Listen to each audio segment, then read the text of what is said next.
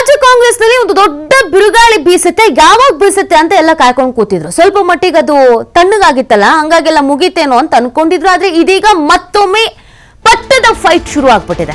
5 ವರ್ಷ ನಮ್ಮ ತಂದೆಗೆ ಸಿಎಂ ಅಂತ ಯತೀಂದ್ರ ಅವ್ರು ಹೇಳಿದ್ದೆ ತಡ, ಆಲ್ರೆಡಿ ಚಟುವಟಿಕೆಗಳು ಶುರುವಾಗಿದೆ. ಇತ್ತ ಮಂಗಳೂರಿನಲ್ಲಿ ಡಿಕೆಶಿ ಪರ ಆಪ್ತರು ಬ್ಯಾಟಿಂಗ್ ಮಾಡಕ್ ಶುರು ಮಾಡಿದ್ದಾರೆ. ಡಿಕೆಶಿ 6 ತಿಂಗಳಲ್ಲಿ ಸಿಎಂ ಆಗ್ತಾರೆ ಅಂತ ಶಾಸಕ ಹೇಳ್ತಾರೆ. ಪುತ್ತೂರು ಶಾಸಕ ಅಶೋಕ್ ರೈ ಅವರ ಈ ಸ್ಟೇಟ್ಮೆಂಟ್ ಈಗ ಸಂಚಲನ ಕಾರಣವಾಗ್ತಾ ಇದೆ. ಜನರಿಗೆ, ಶಾಸಕರಿಗೆ ನಾನು ಸಿಎಂ ಆಗ್ಬೇಕು ಅಂತಿದೆ, ಆದ್ರೆ ಪಕ್ಷ ಏನ್ ಹೇಳುತ್ತೋ ಅದೇ ಆಗೋದಾಗತ್ತೆ. ಆಪ್ತ ಶಾಸಕರ ಹೇಳಿಕೆಗೆ ಡಿಸಿಎಂ ಡಿಕೆಶಿ ಪ್ರತಿಕ್ರಿಯೆ ಕೊಟ್ಟಿದ್ದಾರೆ. ಅತ್ತ ಸಿಎಂ ಕುರ್ಚಿ ಸಂಘರ್ಷದ ಬಗ್ಗೆ ಪರಮೇಶ್ವರ್ ಅವರು ಕೂಡ ಪ್ರತಿಕ್ರಿಯೆ ಕೊಟ್ಟಿದ್ದಾರೆ. ಅಂತಿಮವಾಗಿ ಹೈಕಮಾಂಡ್ ತೀರ್ಮಾನ ಏನ್ ಮಾಡುತ್ತೋ ಅದೇ ಆಗತ್ತೆ, ನಮ್ಮಲ್ಲಿ ಯಾವುದೇ ಗೊಂದಲಗಳು ಇಲ್ಲ ಅಂತ ಪರಮೇಶ್ವರ್ ಅವರು ಹೇಳಿದ್ದಾರೆ. ಒಟ್ನಲ್ಲಿ ಇವ್ರು ಕೊಟ್ರು ಅಂತ ಅವ್ರು ಕೊಟ್ರು ಅಂತ ಇವರು ಸ್ಟೇಟ್ಮೆಂಟ್ ಗಳನ್ನ ಕೊಡೋದಕ್ಕೆ ಶುರು ಮಾಡಿದ್ದಾರೆ. ಸಿದ್ದರಾಮಯ್ಯನವ್ರ ಪರವಾಗಿ ಅವ್ರ ಪುತ್ರ, ಡಿ.ಕೆ. ಶಿವಕುಮಾರ್ ಅವರ ಪರವಾಗಿ ಅವರ ಆಪ್ತರು. ಇನ್ನಿದ್ರ ಮಧ್ಯದಲ್ಲಿ ಇವರಿಬ್ಬರಿಗೂ ಸಿಗ್ಲಿಲ್ಲ ಅಂತಂದ್ರೆ ಇನ್ನೊಬ್ರಿಗೆ ಅವಕಾಶ ಅನ್ನೋದಿದೆಯಲ್ಲ, ಪರಮೇಶ್ವರ್ ಅವ್ರು ಬಿಡ್ತಾ ಇಲ್ಲ, ಅವರು ಸ್ಟೇಟ್ಮೆಂಟ್ ಕೊಡ್ತಾ ಇದ್ದಾರೆ. ಒಟ್ನಲ್ಲಿ ಕಾಂಗ್ರೆಸ್ನಲ್ಲಿ ಈ ವಿಚಾರ ಇಲ್ಲಿಗೆ ಬಿಟ್ಟು ಎಲ್ಲ ತಣ್ಣಗಾಗಿ ಇರೋಷ್ಟು ದಿನ ಅಧಿಕಾರವನ್ನ ನಾವೆಲ್ಲರೂ ನೋಡ್ಕೊಂಡು ಹೋಗೋಣ, ಎಲ್ಲರೂ ಒಗ್ಗಟ್ಟಾಗಿರೋಣ ಅನ್ನೋ ಮನಸ್ಥಿತಿಗೆ ಬರೋ ತರದ ಯಾವುದೇ ಲಕ್ಷಣಗಳು ಕಾಣಿಸ್ಕೊಳ್ತಾ ಇಲ್ಲ. ನೀವೇನೇ ಹೇಳಿ ನಾವು ಈ ಜಿದ್ದಾಜಿದ್ದಿಗೆ ಬಿದ್ದೇ ಬೀಳ್ತೀವಿ, ನಮಗೊಂದು ಕ್ಲಾರಿಟಿ ಬೇಕು ಅಂತ ಹೈಕಮಾಂಡ್ ಮೇಲೆ ಒತ್ತಡ ಹೇರೋ ತಂತ್ರವನ್ನು ಮಾಡ್ತಾ ಇದ್ದಾರೆ. ಹೈಕಮಾಂಡ್ ನಾಯಕರು ತುಂಬಾ ಬ್ಯಾಲೆನ್ಸ್ ಆಗಿ ನೋಡ್ಕೊಳ್ಳುವಂತ ಪ್ರಯತ್ನವನ್ನ ಮಾಡಿದ್ರು. ಅವ್ರಿಗೂ ಬೇಜಾರಾಗಬಾರ್ದು, ಇವರಿಗೂ ಬೇಜಾರಾಗಬಾರ್ದು ಅಂತ. ಬಟ್ ಆ ಬ್ಯಾಲೆನ್ಸ್ ತಪ್ಪೋ ತರ ಕಾಣಿಸ್ತಾ ಇದೆ.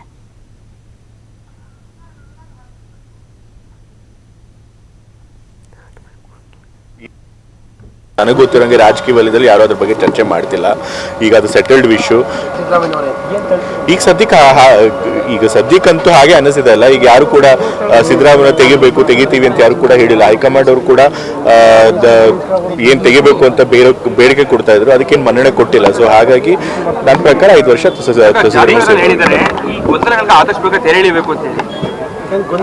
ನನ್ನ ಪ್ರಕಾರ ಏನು ಗೊಂದಲ ಇಲ್ಲ. ಏನ್ ಗೊಂದಲ ಇದೆ ಅಂತ ಸರ್ನೇ ಕೇಳಬೇಕು. ನನ್ನ ಪ್ರಕಾರ ಹೈಕಮಾಂಡ್ ಅವರು ಕ್ಲಿಯರ್ ಆಗಿ ಸಿಗ್ನಲ್ ಕೊಟ್ಟಿದ್ದಾರೆ. ಅವರು ಬಾಯ್ಬಿಟ್ಟು ಹೇಳಿದೆ ಇರ್ಬೋದು, ಬಟ್ ಅವ್ರಿಗೆ ಕ್ಲಿಯರ್ ಆಗಿ ಸಿಗ್ನಲ್ ಕೊಟ್ಟಿದ್ದಾರೆ, ನಾವು ಇವಾಗ ಸದ್ಯಕ್ಕೆ ಯಾವುದೇ ಲೀಡರ್ಶಿಪ್ ಚೇಂಜ್ ಮಾಡಲ್ಲ ಅಂತ ಹೇಳಿ.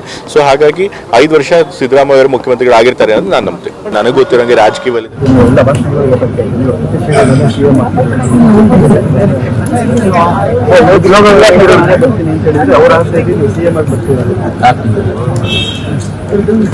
ಆಸೆ ಪಡೋರ್ಗು ನಾನು ತಪ್ಪು ಅಂತ ಹೇಳಕ್ಕಾಗ್ತದೆ. ಅವ್ರ ಪ್ರಯತ್ನ ವಿಫಲಾಗ್ಬೋದು, ಪ್ರಾರ್ಥನೆ ವಿಫಲಾಗೋದಿಲ್ಲ. ಎಲ್ಲರ ಆಸೆ ಎಲ್ಲ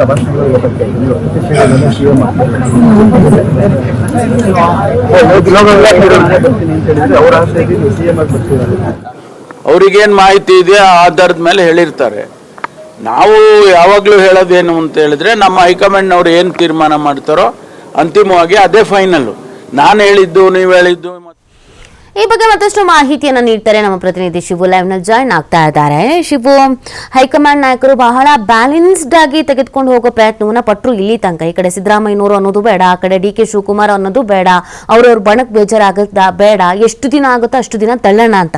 ಬಟ್ ರಾಜ್ಯ ನಾಯಕರು ಬಿಡೋ ತರ ಕಾಣ್ತಾ ಇಲ್ಲ. ಹೈಕಮಾಂಡ್ ನಾಯಕರಿಗೆ ಒತ್ತಡ ಹೇರ್ತಾ ಇರೋ ತರ ಕಾಣಿಸ್ತಾ ಇದೆ. ನೀವು ಎರಡರಲ್ಲಿ ಒಂದು ಹೇಳಲೇಬೇಕು ಅಂತ. ಈ ಬೆಳವಣಿಗೆ ಎಷ್ಟು ಮಟ್ಟಿಗೆ ಎಫೆಕ್ಟ್ ಆಗ್ಬೋದು ಅಂತ ಶಿವು?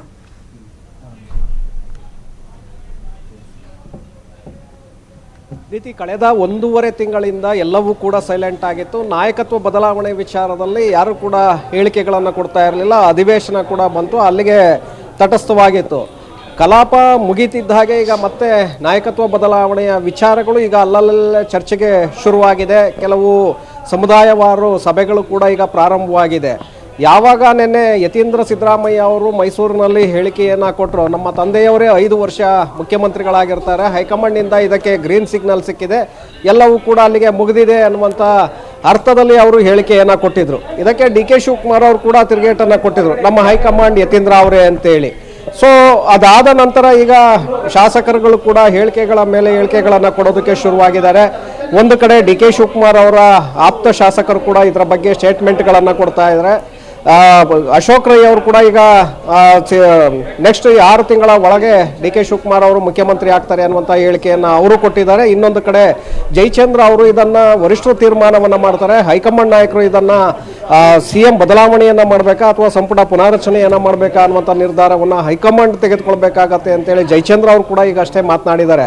ಸೊ ಇದು ಈಗ ಮತ್ತೆ ಶುರು ಆಗ್ತಾ ಇದೆ ಈ ಒಂದು ಚರ್ಚೆ ವಿಚಾರ. ಇನ್ನೊಂದು ಕಡೆ ಸಮುದಾಯವಾರು ಸಭೆಗಳು ಕೂಡ ಈ ವಿಚಾರದಲ್ಲೇ ನಡೀತಾ ಇದೆ.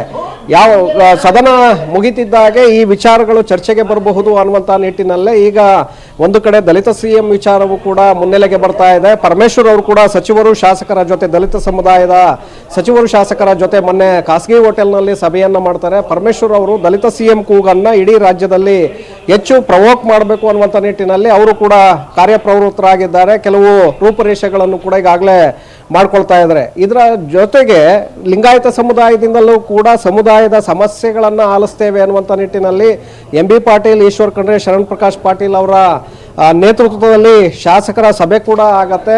ಆ ಸಭೆಯಲ್ಲಿ ಅಧಿಕಾರಿಗಳ ವಿಚಾರ ಅಲ್ಲಿ ಪ್ರಸ್ತಾಪ ಆದರೂ ಪ್ರಮುಖವಾಗಿ ಒಂದು ಮೆಸೇಜ್ ಕಳಿಸಬೇಕಾಗಿರುವಂಥದ್ದು, ವೀರೇಂದ್ರ ಪಾಟೀಲರ ನಂತರ ಯಾರೂ ಕೂಡ ಲಿಂಗಾಯತ ಸಮುದಾಯಕ್ಕೆ ಮುಖ್ಯಮಂತ್ರಿಯನ್ನ ಕೊಟ್ಟಿಲ್ಲ, ಹಾಗಾಗಿ ಈಗ ನಮ್ಮ ಸಮುದಾಯಕ್ಕೆ ಅವಕಾಶವನ್ನು ಮಾಡಿಕೊಡ್ಬೇಕು ಅನ್ನುವಂಥ ಸಂದೇಶವನ್ನ ಪರೋಕ್ಷವಾಗಿ ರವಾನೆ ಮಾಡಿದಂತೆ ಕಾಣಿಸ್ತಾ ಇದೆ. ಹಾಗಾಗಿ ಇಲ್ಲಿಯವರೆಗೆ ಸೈಲೆಂಟ್ ಆಗಿದ್ದಂತಹ ಈ CM ಬದಲಾವಣೆಯ ವಿಚಾರ ಈಗ ಮತ್ತೆ ಮುನ್ನೆಲೆಗೆ ಬರ್ತಾ ಇದೆ. ಸಾಕಷ್ಟು ಬೆಳವಣಿಗೆಗಳು ಕೂಡ ರಾಜ್ಯ ರಾಜಕಾರಣದಲ್ಲಿ ಈಗ ಶುರುವಾಗ್ತಾ ಇದೆ. ನೀತಿ. ಓಕೆ, ಥ್ಯಾಂಕ್ ಯು ಶಿವು ತಮ್ಮ ಡೀಟೇಲ್ಸ್ಗೆ.